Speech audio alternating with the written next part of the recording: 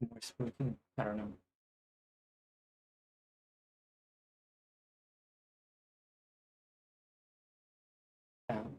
I'm more realistic, right? I don't know. I'm still like really bright, low down high, so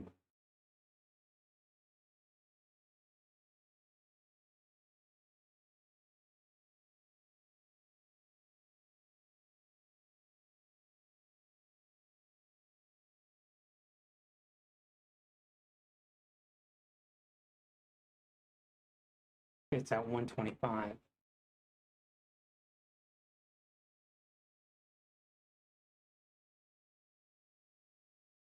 Nothing I can do, man. It's a low size, so and I still have this flow.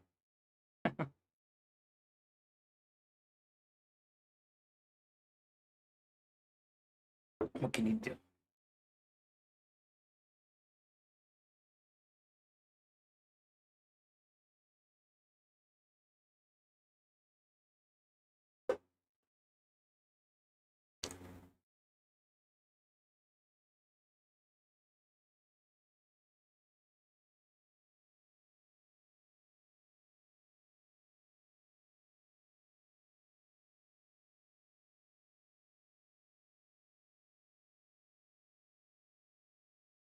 I don't know. I was looking at that Trump stuff, you know.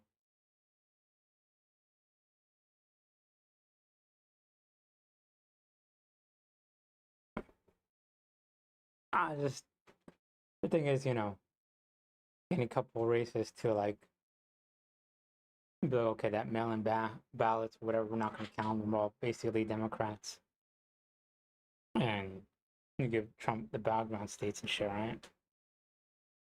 I mean, you get these very small group of like loyal people to each other that could do this or whatever, and you scatter them around or whatever. I mean, that are scattered around, not that you scatter them around. But you know, working for a common goal. But they can only work when people aren't aware of it. As soon as you focus in on it, it's not going to happen. So we just need a lot of eyes on it. So I don't really think the election is going to be handed over this time.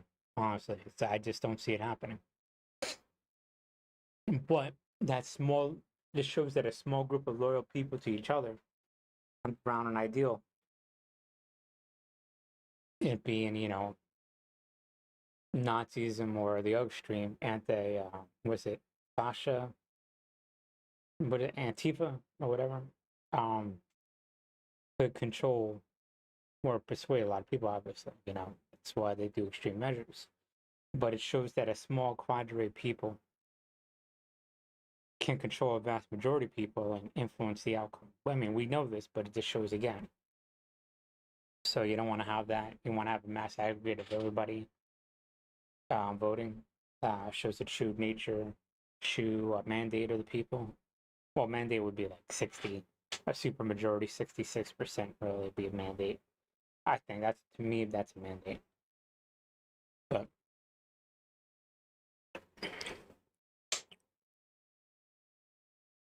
I don't know. But that being said, when something like that happens, something so just barely got the presidency, oh, he's a genius, and people are like this and that. I'm like, then you could argue it. Then that has traction. Then that has whatever. And you're just like,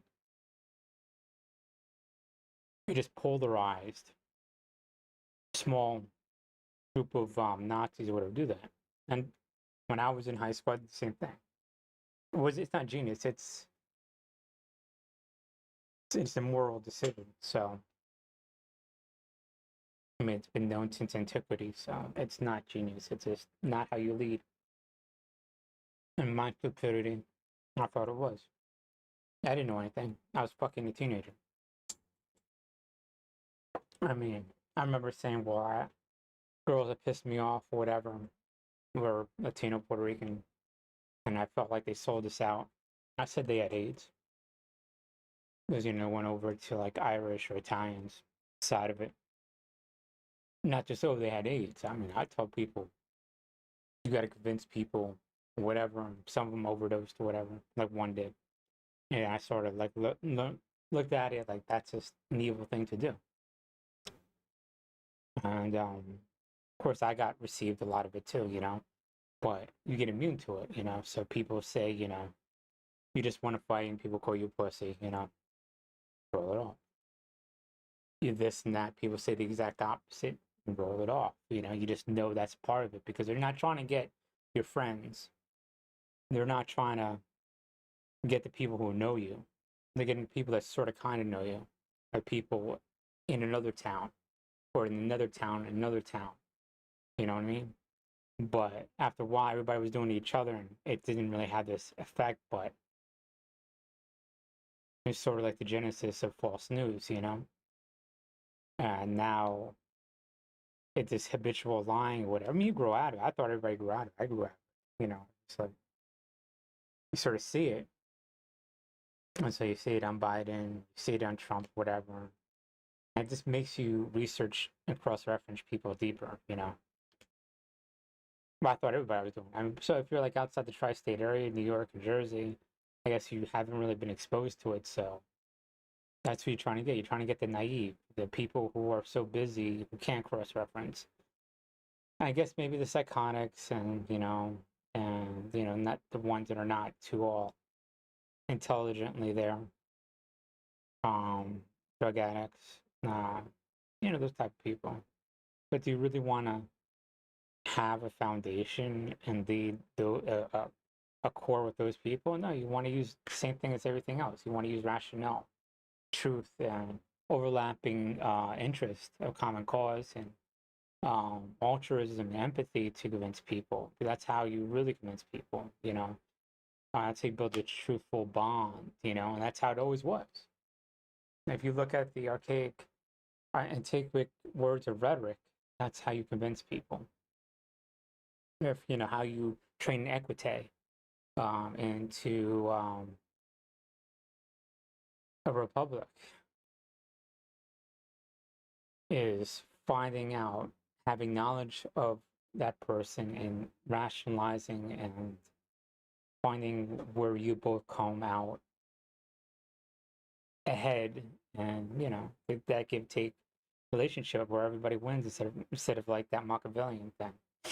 Because you could do that if you, but the thing is, like, if you, there's two ways to look at it. If you bring in talent nonstop, you could use that talent and then throw them away, and you never have to give anything back. When you're presidency, you could do that. You know what I'm saying? When you're rich, you could do that. But there's another way to look at it that I learned after a while, and I learned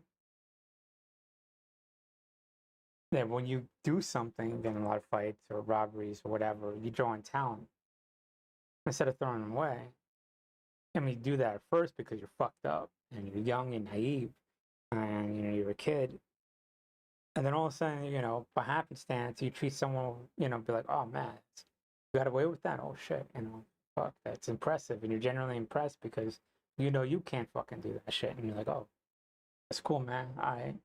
And then a year or two later, he's like, oh yeah, saying, it's tough being an asshole, so you can't be an asshole all the time. And the person comes up and build a bond with that dude because you're cool with that dude. You know what I mean? Wow, look at that shit. You're cool with someone, and you have these overlapping interests or whatever. And you're not manipulating people, and you're doing the right thing.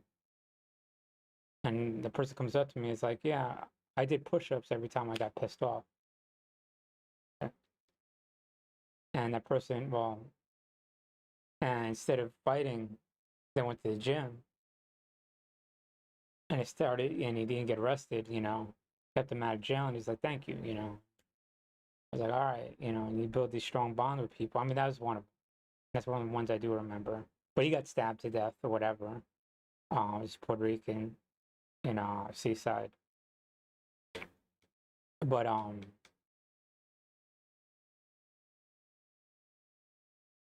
you learn not to habitually lie, you know what I mean? You grow out of that false news and all that other shit.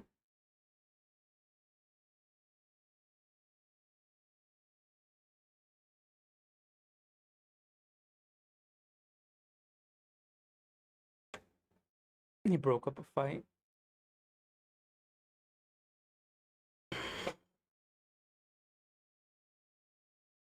You know, he's big. He was huge at that time. I mean, he was massively huge. Not like he did some push-ups, whatever, and he became big. He was professionally weightlifting big. So obviously he saw a fight and he thought he could just simply go in there and be like, hey, dude, you know what I'm saying? And when you're high or that heated or whatever, you go after whoever.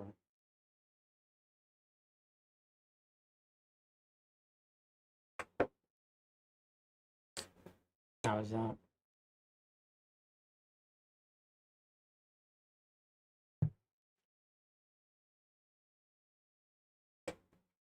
Well, you know, you think you do good, you go back later, people blame you for everything, for them getting stabbed or sliced or whatever. They do. But anyways, I think I just want to say people. I think when people bring up the stuff that Trump was bringing up, that to attack people, it's sort of cringy when you bring up pedophilia, whatever. Like someone's not going to bring it up because that the connotation is just so visceral, whatever, and it just makes you blood cringe, like curdle, whatever. Get over that, and as soon as you see that attack back with it, accuse those people in the same sentence of it like it's nothing. Just they want to use it, then you have to use it. I think for the next 60 days or whatever, 20 days really to the election, you have to bypass that and the morality and the fucked upness of it, whatever. But like it's not going to have any effect on Biden. You know what I mean? But like, look, you brought up eating kids or whatever the fuck that is, bathing and satanic and all that other stuff. But like, look, you're doing that. I don't appreciate it. I'm going to attack it. We're the defenders. And we're going to defend America. We're going to defend our kids from that, you know? And you're doing that. You know what I'm saying? In the same sentence, like it's nothing. Like they even say it and you're outright accusing them for the next 20 days. So that's how you confront that and have no qualms about doing it. Don't even think about it. Don't even blink an eye or whatever. So they know it has no effect. You take that because what they're trying to do is be like they're the defenders, they're the ones who are protecting, and it's unassailable. And you make yourself unassailable about defending America and defending the vote.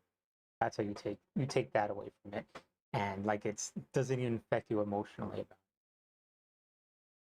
You remove that from them. You remove that overall goal of trying to make that emotion and association with those outright most antisocial criminal degenerate acts on a candidate and you make it on them. So now they're put in the defensive, you know, and you're the defender of everything that's right and just.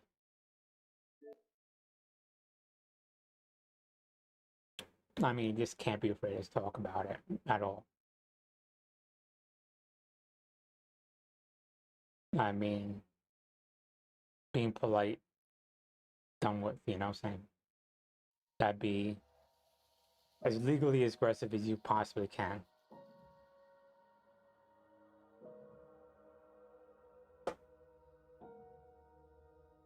So let's get into this.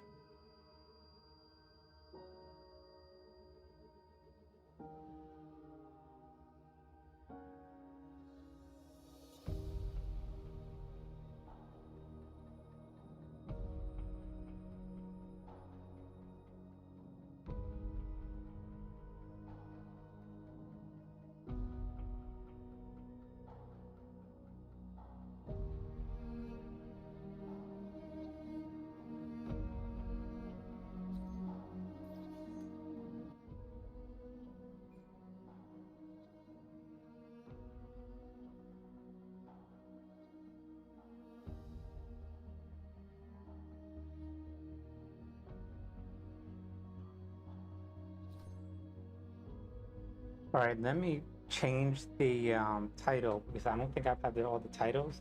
So this is going to be Act 1, The Signal. I'll be back in 2 minutes. Hold on.